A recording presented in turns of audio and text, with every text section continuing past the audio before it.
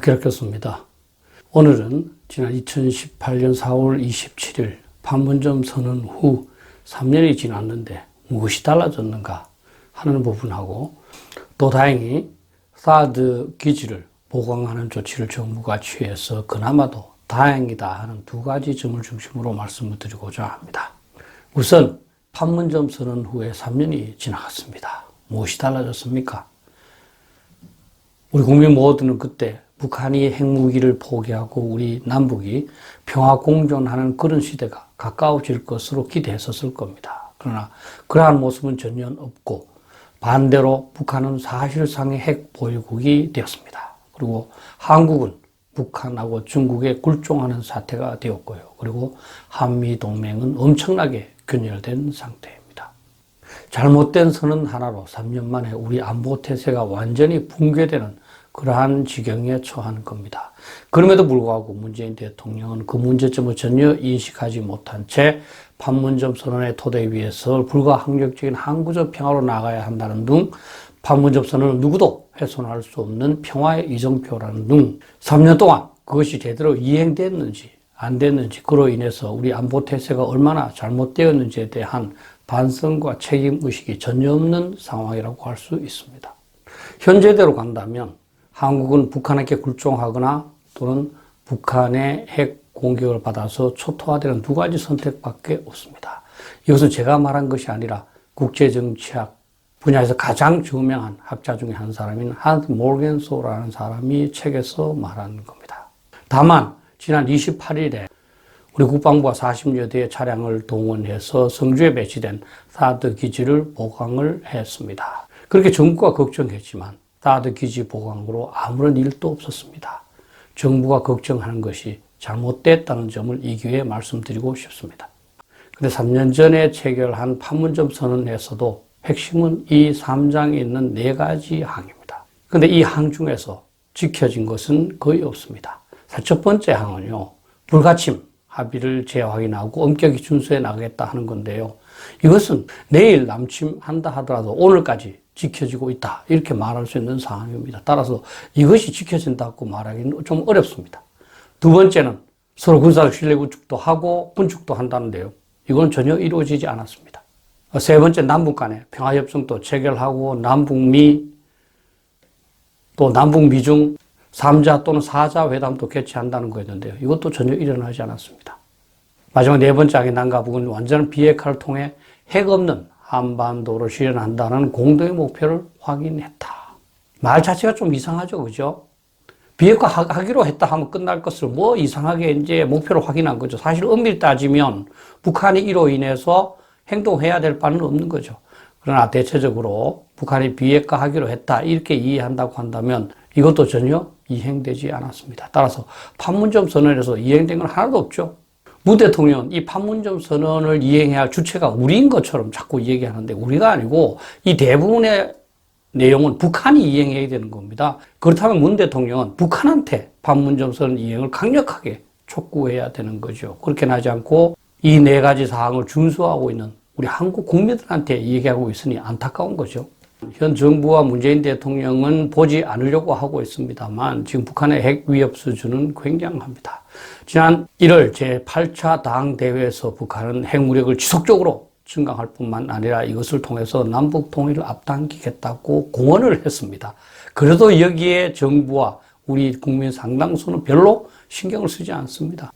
그리고 북한은 당대회를 통해서 신형 ICBM, SLBM을 과시하고 핵잠수함, 다탄도 미사일, 고체연료 ICBM, 그리고 한국 공격용으로 밖에 해석할 수 없는 전술 핵무기를 개발하겠다고 공언을 했습니다.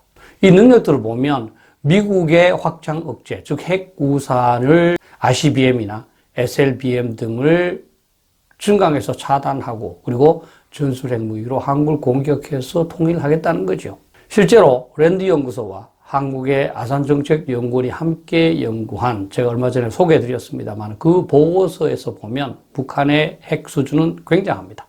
북한은 2020년 기준 67 내지 116개를 보유하고 있습니다. 100개 가까이 보유하고 있는 거죠. 그리고 더욱 무서운 것은 매년 12 내지 18개의 핵무기를 생산하고 있습니다. 3년 동안 우리가 북한의 핵 개발을 방치했기 때문에 그동안에 북한은 36개 내지 54개의 핵무기를 추가한 셈이 되는 거죠. 그래서 이 보고서에서는 2027년에는 북한이 151 내지 242개의 핵무기를 보유할 것으로 추정하고 있습니다. 이것은 영국과 프랑스의 수준으로서 굉장한 거죠. 더욱더 섬뜩한 것은 이 보고서에서 북한은 남한을 공격을 하는데 기습 공격할 때 40개 내지 60개의 핵무기를 사용을 해서 먼저 초토하고 진격할 것이라는 겁니다. 분명한 사실은 북한은 이미 사실상의 핵 보유국이고요. 그리고 적화 목적으로 개발하고 있다는 것을 공언했다는 겁니다. 자, 그러면 우리 한국이 이로부터 안전할 방법이 있습니까? 이 유튜브를 보신 여러분들, 이 정도의 핵전력을 갖는 북한으로부터 우리가 안전할 수 있는 어떤 방법이 있습니까? 걱정이 있을 때 소주 먹고 잊어버리는 그것과 비슷하게 이러한 위협을 보지 않는 방법 이외에는 피할 방법이 없습니다. 우리 자식들은 어떻게 되겠습니까? 제가 누누이 말씀드렸습니다만 북핵 위협이 이와 같이 심각한데도 불구하고 현 정부의 대응 실태는 너무너무 미흡합니다. 북한한테 비핵화 요구도 못하면서 비핵화의 미련을 갖고 있습니다. 비핵화는 홍시가 저절로 떨어지기를 입을 딱 벌리고 기다리고 있는 셈이지요. 이전 정부에서는 삼축 체계라고 그래서 북한이 핵 공격을 하려고 그러면 선제 타격하고 또 그래서 공격하면 공중에서 요격하고 동시에 북한의 수뇌부를 사살하겠다고 위협함으로 핵무기 공격을 못하도록 한다는 방향이 있었습니다. 그런데 이것도 다 폐기했습니다. 현 정부들로서. 그리고 무엇보다도 한미동맹을 경시하고 심각할 정도로 약화시켰습니다. 중국이 북핵 위협으로부터 우리를 어떻게 지켜준다는 겁니까? 그런데도 불구하고 감정적 사치, 즉 우리는 미국에 노할 수 있다 이런 얘기죠. 그 감정적 사치에 의해서 균형 외교, 친중 외교를 추진해 왔습니다. 그러고도 북핵 해결은 미국한테 위탁하고 있습니다. 우리가 미국한테 잘해주지 않았다는 것은 알고 있기 때문에 백신이 필요해도 미국한테 협력도 요구하지 못하는 과거 동맹과는 너무나 다른 동맹의 모습이 되어 있습니다. 그리고 국민 여러분들께서는 믿지 않으시겠지만 북핵 위협을 상정한 국방 전략이나 외교 전략은 전무한 상태입니다. 저는 역사상 이와 같이 외부 위협에 둔감한 나라가 있었을까 하는 그런 의심이 듭니다. 현 정부는 북핵 대응을 위한 조치는 전혀 취하지 않은 채 임기 종료 시까지 북한이 도발하지 않도록 하는 데만 노력하는 것 같습니다. 그리고 나중에 우리 때는 도발하지 않았다 이렇게 말하고자 하는 거죠. 이것은 바로 현재 아내를 위해서 미래를 희생한 너무나 나쁜 태도라고 할 수 있습니다. 결국 현 정부는 북핵은 다음 정권에 폭탄 돌리기 하는 겁니다. 폭탄 돌리기. 이게 책임 있는 정부가 해야 할 일입니까? 우리에게 현재 시급한 것은 당연히 북핵 대응을 위한 체계적인 노력이겠습니다만 그 전에 현재와 같이 잘못된 것에 대한 책임 규명도 저는 필요하다고 생각합니다. 그래야 다시는 유사한 잘못을 범하지 않겠지요. 이번에 처벌하지 않으면 또다시 다음 사람들은 무책임하게 아무 정책이나 채택을 해서 국가를 잘못된 방향으로 끌고 나갈 겁니다. 우선 북핵 폐기 관련해서 정의용 실장이 김정은의 비핵화 용의를 확인했다는데 그때 어떻게 확실하게 확인했나? 이거 저는 규명해야 된다고 생각합니다. 그리고 정의용 실장이나 또는 그 보고를 받은 문재인 대통령이 비핵화의 이중적 의미를 과연 알았는지 몰랐는지 이것도 규명돼야 된다고 생각합니다. 비핵화가 주한미군과 미국 해구산의 철수라는 것을 알면서도 북한한테 그 분명한 의미를 설명하도록 요구하지 않았다면 그 직무유기인 셈이죠. 그리고 북한이 반드시 비핵화할 것이라고 확신하는 말을 자주 했는데 무슨 근거로 그렇게 확신했는지 이것도 저는 국민들한테 밝혀야 된다고 생각합니다. 북한의 억제정책 관련해서 국방부가 왜 핵 대응을 하지 않는지 누가 지시했는지 국방부의 자체 판단인지 이것 좀 알아야 된다고 생각을 합니다. 특히 상부로부터 북핵 대응책을 강화하지 말라는 지시가 있었는지 이거 규명해야 됩니다. 왜냐 국방부가 존재하면 외침에 대한 대응책을 철저히 강구하게 되어 있는데요. 현 국방부가 그렇게 하지 않고 있기 때문에 뭔가 잘못되어 있다는 겁니다. 그리고 더욱 근본적인 사항으로 현재 북핵 대응에 있어서 문제가 생기면 누가 책임지느냐? 당연히 대통령이 책임져야 되겠지만 그 밑에서 안보실이 책임지는 건가? 아니면 국방부가 책임지는 건가? 이것이 분명해져야 북핵 대응에 있어서 이견이 있을 때 안보실 또는 국방부가 결정권을 갖게 되는 겁니다. 책임도 지지 않으면서 결정권을 갖게 되는 것은 잘못된 거죠. 또 한미동맹 관련해서도 과연 균형 외교를 누가 주장했느냐? 노무현 대통령 때도 균형자가 되겠다는 그런 말은 했지만 미국과 중국 사이에서 균형 외교를 하겠다는 그런 말은 안 했습니다. 그때도 한미동맹은 중시했고요. 지금은 사실은 균형 외교를 한다면서 친중 외교로 가지 않습니까? 그 친중 외교를 누가 주창하고 누가 지시했느냐 이거 밝혀져야 된다고 생각합니다. 또 2017년 10월경에 중국에 대해서 사드 추가 배치하지 않겠다, 미국의 미사일 방어 체제 가담하지 않겠다, 그리고 한미일 안보 협력하지 않겠다 이렇게 3부를 약속했습니다. 그건 누가 승인했습니까? 외교부 장관이 결정했는지 아니면 대통령이 승인했는지 이거 밝혀져야 된다고 생각합니다. 이건 주권에 관한 사항이기 때문에 함부로 약속할 사항이 아니거든요. 또 현재 한미동맹이 상당히 우려할 정도로 약화되어 있습니다. 그러면 대미 정책은 누가 결정했느냐? 외교부냐? 아니면 안보실이냐? 저는 이러한 것들이 모두 규명이 돼서 책임질 사람은 책임지고 또 상을 받을 사람은 상을 받아야 된다고 생각합니다. 그게 신상필벌이고 그게 조직이 올바로 나아가는 기본적인 원리 아니겠습니까? 판문점 선언 후 3년이 지나서 슬픈 일만 있지만 그래도 국방부가 사드 기지 보강을 한 일은 저는 잘했다고 생각을 합니다. 국방부는 4월 28일 사드 기지 보강을 위해서 40대 정도의 차량과 물자를 반입을 했습니다. 만시지탄이지만 다행이죠. 사실은 지난 3월 오스틴 미 국방장관이 방한을 해서 상당한 불만을 표시했고 그것 때문에 이렇게 했다고 합니다만 어쨌든 저는 잘한 일이라고 생각을 합니다. 근데 이 부분에서도 책임 소재를 규명할 필요가 있습니다. 한미 양국이 합의해서 배치되었으면 당연히 그 기지가 정상적으로 작동되도록 지원하고 관리해야 되는데 이거를 관리 안 했지 않습니까? 누가 그렇게 했느냐? 국방부 장관이냐? 대통령이 지시했느냐? 이것도 저는 규명돼야 된다고 생각합니다. 특히 규명이 필요한 것은 전자파에 대한 사항입니다. 성주 국민들이 반대한 것은 전자파가 심각한 피해를 끼친다는 말이었습니다. 근데 지금 참외 못 팔고 있습니까?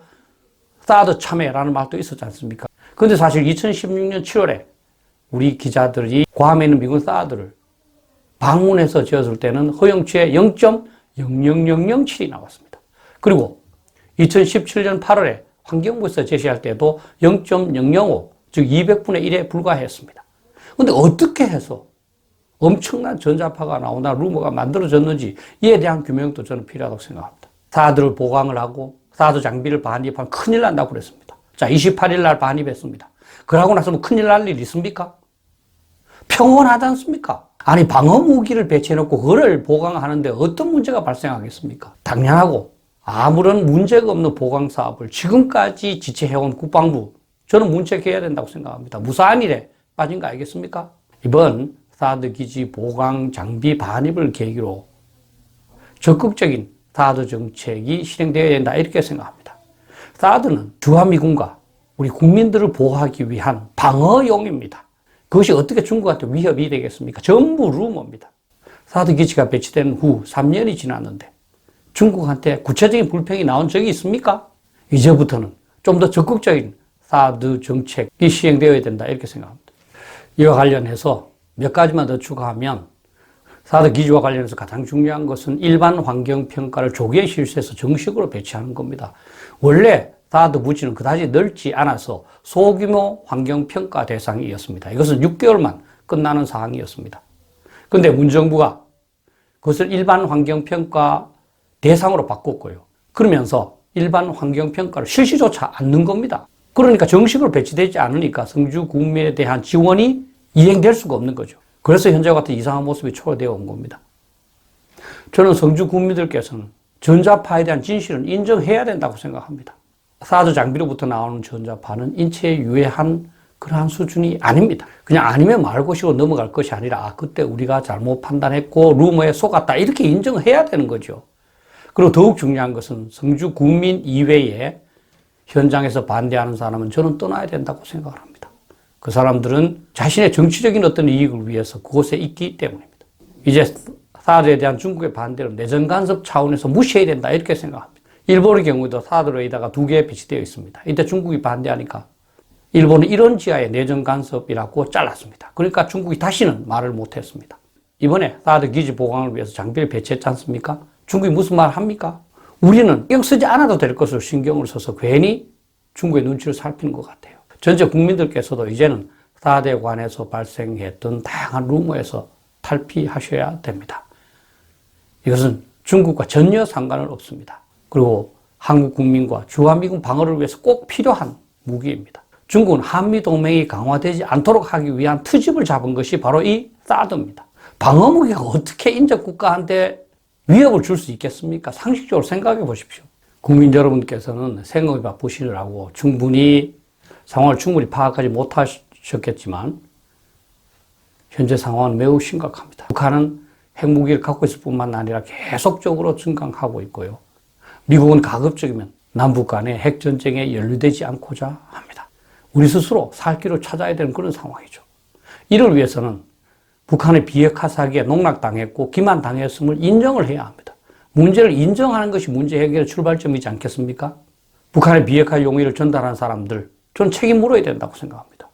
어떻게 그렇게 판단했는지, 김정은이 진짜 무엇라고 말했는지, 현 정부는 임기 내에 북한 도발이 없도록 하는데 만족하지 말고 제발 다음 정부에게 안전한 안보 태세를 물려주기 위해서 노력하는 자세를 가져야만 합니다. 이를 위해서는 미국의 핵무기 공유, 현재 이거밖에 사실은 해결책이 없다고 할 수 있습니다. 이를 적극적으로 검토할 수 있어야 합니다. 국민들께서도 다소 부담되고 생각이 바쁜데 힘들지만 안보에 관심을 가져야 합니다. 저를 포함해서 연세 드신 분들은 살 날이 그리 많이 남지도 않았고 어떤 불상사가 있어도 여한이 적을 수 있습니다. 그러나 우리 자식들과 손자들의 삶은 어떻게 되겠습니까?